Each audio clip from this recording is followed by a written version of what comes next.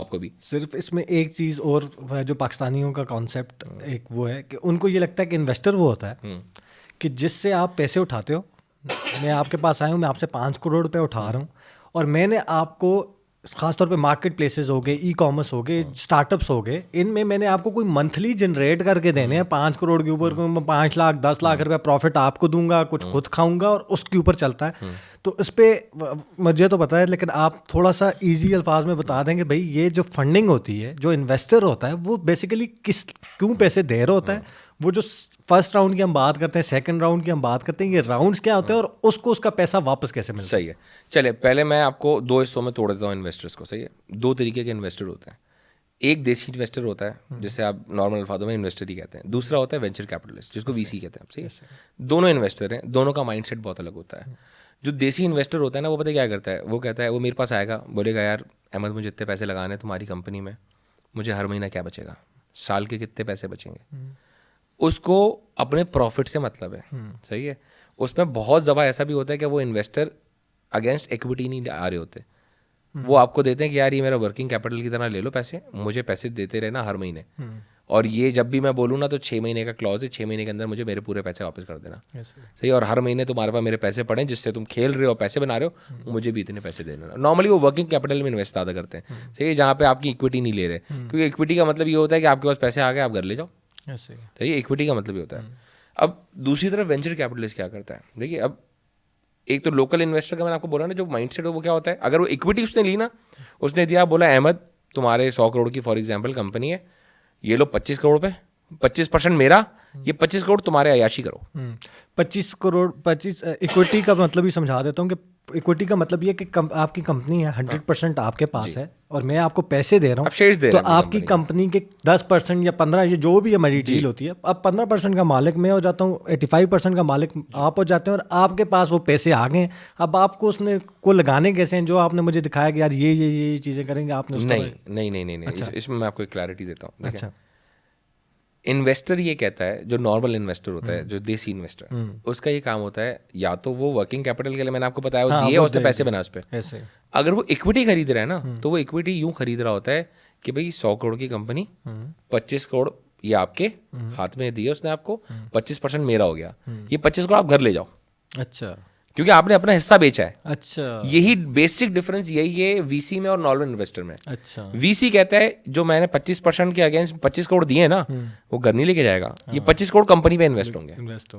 यूं देखे तो बिल्कुल ही इसके फंडामेंटली रॉन्ग है ये चीज कि भाई मैंने अपना शेयर बेचा है, मैं घर लेके जाऊंगा पैसे। वीसी कहता है नहीं, ये मेरे पैसे जो तुम्हें मैंने दिए ना, वो भले तुम्हारे थे लेकिन लगेंगे कंपनी में, जिससे मेरे यही 25 करोड़ मल्टीप्लाई हो जाएंगे। तो फंडामेंटली ये बिल्कुल रॉन्ग है। सही कह रहे हैं कि भाई पैसे तो मेरे थे, मैं घर ले चाहता हूँ। वो बोल रहा है पैसे भले तुम्हारे हैं लेकिन तुम इन्वेस्ट करोगे इसी कंपनी पे ताकि मेरे शेयर की वैल्यू और तुम्हारे शेयर की वैल्यू दोनों बढ़ जाए। तो अब आपने 25 करोड़ रेज किया, वीसी क्या करता है? सही है, वीसी ने पहली तो ये फंडामेंटल चीज़ अलग है कि उसने आपको पैसे दिए, बोला कंपनी पे खर्च करो, घर नहीं लेके जाओगे। और कंपनी पे खर्च करने का तरीकाकार क्या होता है, वैल्यूएशन बनती है, चीज़ें बनती है, क्या होता है। अब मैं किसी उठ के आता हूँ किसी बंदे के पास, मैं कहता हूँ यार साल का जो है ना यार मैं करोड़ रुपये लॉस करता हूँ। सिंपल सिनेरियो, मैं वीसी के पास गया, बोला करोड़ रुपये लॉस करता हूँ, मेरी टॉप लाइन ये सेल है, फॉर एग्जांपल 1 अरब रुपये सेल है। मैंने बोला 1 अरब रुपये सेल है, साल का 1 करोड़ मेरा लॉस हो जाता है, लेकिन तो मुझे आपसे पैसे रेज करने हैं। वो बोलेगा अच्छा चलो वैल्यूएशन डिसाइड हुई, सब कुछ हुआ। उसने बोला ये लो 25 करोड़ रुपये, अब तुम साल का 10 करोड़ रुपये लॉस करोगे। सही है, अब जब मैं 10 करोड़ रुपये लॉस करूँगा ना, इसकी सिंपल सा सिनेरियो होता है। लॉस का मतलब क्या होता है, ये नेट लॉस है। सही है, इसका मतलब ये है कि मैं पागलों की तरह कहाँ इन्वेस्ट करूंगा, मेरा इंफ्रास्ट्रक्चर तो डेवलप है, मेरी फिक्स कॉस्ट तो इतनी बड़ी नहीं होगी। सही है, मैं मार्केटिंग पे स्पेंड करूंगा। अब जब मैं मार्केटिंग पे स्पेंड करूंगा ये पैसे, तो मैं कहता हूँ हमेशा 10 करोड़ में होगा क्या 10 करोड़ आपको लॉस करना है ना, तो उसमें से 3-4 करोड़ जो है ना आपके ओवरहेड्स में चले जाएंगे। आप टीम बड़ी करेंगे, आप टेक्नोलॉजी बड़ी करेंगे। सही है, ऑपरेशन आपके बड़े हो जाएंगे। 3-4 करोड़ आपके वहाँ खर्च हुए, 6-7 करोड़ पे आपके मार्केटिंग में खर्च हो गए। अब जब अगर आपका 6 टाइम्स अगर मार्केटिंग बजट हो जाता है, आप मल्टीप्लाई कितना कर लेंगे अब अपने उसको। आप बोले यार मेरी 1 अरब की सेल थी, अब 6 अरब की सेल हो गई। अब 6 अरब की जब सेल हो जाती है, एक और चीज़ भी आएगी ना कि अगर आपके पास 10 लाख कस्टमर था, अब आपका कस्टमर बेस भी 30-40 लाख हो जाएगा। मैं आपको बताऊँ कस्टमर बेस वीसी कैलकुलेट ही नहीं करता। अच्छा, अब वो हम सुनते थे, किताबों में भी है कि यार यूज़र कितना है आपका, ऑर्डर कितना है, वो देख ही नहीं रहा, वो टॉप लाइन देख रहा है आजकल। सिर्फ पैसे, सिर्फ टॉप लाइन की, यार इतने अरब की सेल हुई है बस। अच्छा वो उसी वैल्यूएशन पे मल्टीप्लाई कर रहे हैं आसान से कि इतना क्या मल्टीपल है भाई, चाहिए तो ले लो। अच्छा, वो इतना सिंपल कर दिया आज तक उन्होंने। हालांकि मैं भी ये समझता रहा हूँ कि इसमें यूज के दराज की भी यूजर की गेम है और आपकी भी यूजर की गेम है और फूड पांडा की भी यूजर की गेम है। अब देखिए पैसे यूज़र की गेम हमारे इंटरनली है कि हमें इतने ज़्यादा यूज़र हैं, हम उसको रिपीट बायर बना सकते हैं, तो हम उससे ऑर्गेनिक ऑर्डर ड्राइव कर सकते हैं। मेरा ऐप डाउनलोड इतना है तो मैं उसको एक पुश नोटिफिकेशन भेज के भी ऑर्डर खींच सकता हूँ। तो वो हमारे इंटरनली चीज़ें ज़रूर हैं, लेकिन वीसी इस चीज़ को आजकल इग्नोर करके घूम रहे हैं, वो सिर्फ टॉप लाइन देख रहे हैं। अब आपने बोला दूसरे राउंड पे आप जैसे ही आप वो पैसे लगाते हैं, अब 6 अरब की आपकी सेल हो गई है। अब 6 अरब की सेल का मतलब ये है कि उसने जो 25 करोड़ रुपए लिए थे आपने, अब वो 25 करोड़ दिए थे आपने 25% के अगेंस्ट, अब उसके जो 25% हो गए ना वो बहुत बड़े हो गए। क्यों? उसका 25% भी तो 6 से मल्टीप्लाई हो गया। ये सही है, सही है। अब 25% 6 से मल्टीप्लाई हो गया, इसका मतलब ये 150 करोड़ है। सही है। अब अगले राउंड में आप जाएंगे ना किसी वीसी के पास, आप बोलेंगे सर मैं जो है ना साल का जो है वो 15 करोड़ रुपये 10 करोड़ रुपये लॉस करता हूँ, मुझे और पैसे चाहिए। वो बोलेगा कोई मसला नहीं, ये ले 50 करोड़ रुपये, साल के 50 करोड़ अब लॉस करेंगे हम। 50 करोड़ ले और इसकी वैल्यूएशन को ले, इसकी वैल्यूएशन ले जाओ ऊपर। अब होता क्या है, देखिए वीसी पैसा किस तरह बनाता है, उसके मैंने आपको बताया ना 25 करोड़ लगे थे, अगले ही राउंड में उसके 150 करोड़ हो चुके हैं। 1.5 अरब रुपए हो चुके हैं उसके। अगर वो उस टाइम पे किसी को बेच के एग्जिट लेना चाहता है तो वो जा सकता है। अच्छा, एग्जिट में मुझे ये बताएं कि इस तरह होता है, दो कॉन्सेप्ट मेरे अपने क्लियर नहीं है, ज़्यादातर बच्चों के भी क्लियर नहीं होंगे। मैंने इन 25 करोड़ दिया आपसे, 25% कंपनी का लिया और आप सीरी ए फंडिंग थी, सीरी बी के लिए जब आप गए तो आप जब अब आप शेयर बेचेंगे, ठीक है, आपके पास 25% मेरे पास है, 75% आपके पास है, हमने 25% देना है अगले इन्वेस्टर को, तो 25 का 25 आपका जाएगा या उसमें से 25% इक्वल डाइल्यूशन होती है।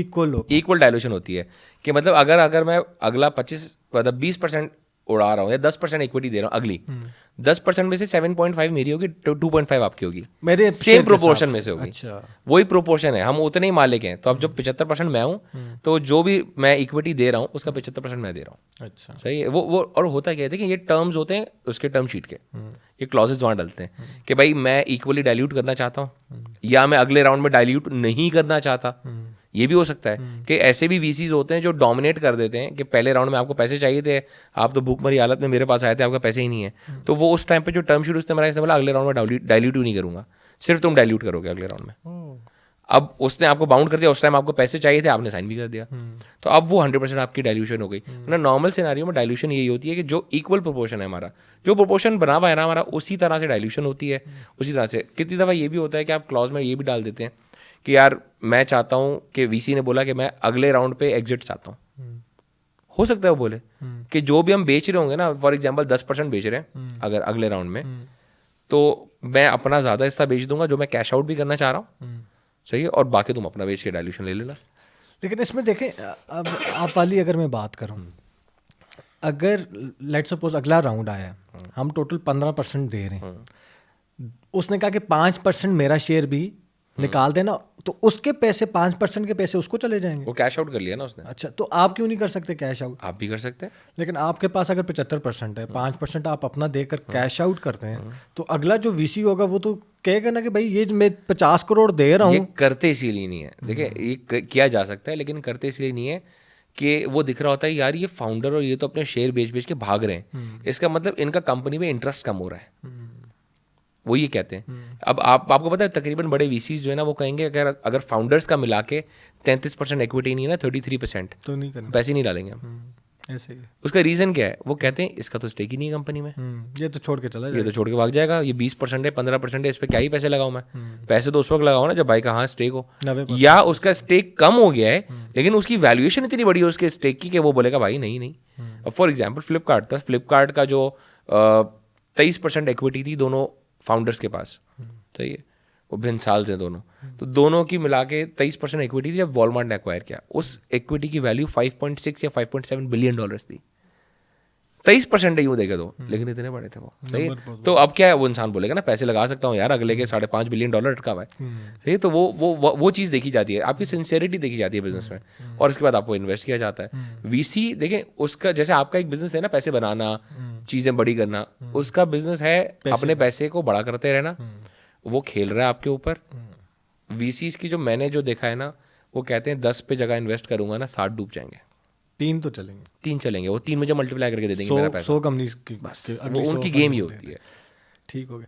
अच्छा, अब मुझे ये बताएं कि अगले ई कॉमर्स में ज़्यादातर हम सुन रहे हैं, अभी आपको पता है ये 1.5-2 साल तो हमारे हालात